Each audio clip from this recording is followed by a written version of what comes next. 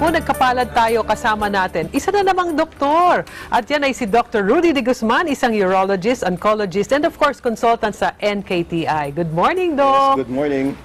At dahil urologist, karaniwang pag-uusapan natin tungkol sa prostate. Ano, Doc? Pwede mo maitanong kasi baka curious yung ating mga kataong bahay. Normally, ano po yung mga nagiging sintomas kapag merong isa tayong kataong bahay na meron siyang kakaibang nararamdaman? Well, for some mga kalalakihan, mostly ang pagreklamo nila yung pagbabago sa pag-ihi. So, nahihirapan umihi or sobrang dalas umihi, mayat-maya, ihi ng ihi, takbo ng takbo sa CR para umihi. At mas madalas yung gumigising sa gabi para umihi 3, 4 na beses, hindi na nakakatulog pagkatapos. Yun ang mga pinaka-pangkaraniwan na symptoms ng prostate. Which is not normal. Ano ba yung normal? Pagka yung, halimbawa, wala naman talagang sakit. Pag wala naman sakit, okay, acceptable sa amin yung gumigising ka na once sa gabi para umihi, tapos okay na. And during the day, dapat hindi ka naman umiihi ng every hour or every 30 minutes. Yun ang medyo alarming. Alarming na po yun. O, yung iba kasi binabaliwala nila, baka naiisip nila under stress or ang pinaka-common excuse dyan na laging umiinom ako ng maraming tubig, kaya ihi na ihi, hindi dapat ganoon.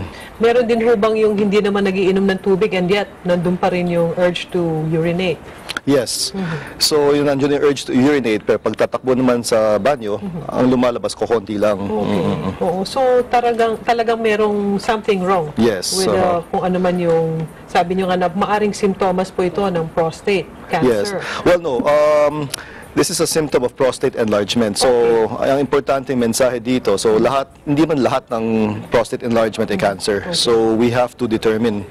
So, may mga tools na ginagamit, may blood test, may digital rectal examination, and of course, to establish prostate cancer, we need to do a prostate biopsy. Okay, prostate biopsy. Yun ang kailangan lang i-clear natin kasi hindi dapat matakot kasi it could only be a prostate enlargement and not necessarily prostate cancer. Yes. Yun ang medyo nakahinga yung ating mga kataong bahay. Yes. So, can we start po by doing, ano po yung mga first step pagka nakita nila yung mga gitang sintomas? Well, the most important first step is see a doctor. The best doctor would be a urologist. So, like I said, at a certain age, most prostate enlargement is benign. So, what we call benign prostate enlargement. So, mga ganon, most of the time, pwedeng gamutin.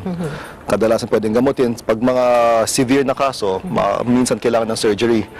Now, for prostate cancer, we have tools. So, the first tool is a blood test, prostate-specific antigen, or tinatawag natin PSA.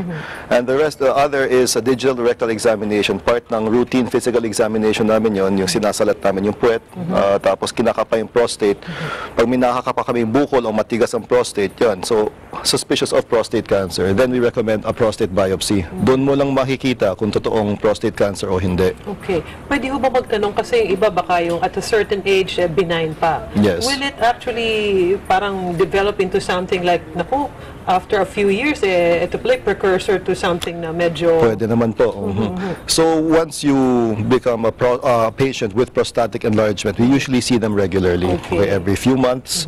And to monitor their treatment, kung nakagamot yan, minomonitor namin yung progress. And we screen them at least once a year kung may progression. Yun yung at least once a year. So, pagka nakita nilang mayroong abnormality, it's really best to consult on a regular basis. Yes. Okay. Kaya naman yung mga kataong bahay natin, pag may nakita kayo o naramdaman, lalo na yung, of course, mga kalalakihan, na parang abnormality when it comes to urination, or is there some kind of pain po? Bihira naman yung pain, but it's mostly discomfort. So, yung medyo masakit sa puson o parang napapaihi palagi or binabalisaw-saw. Yun ang pinaka-common na complaints usually marinig mo sa mga pasyente. And we usually hear this from patients or from men 45 years and up.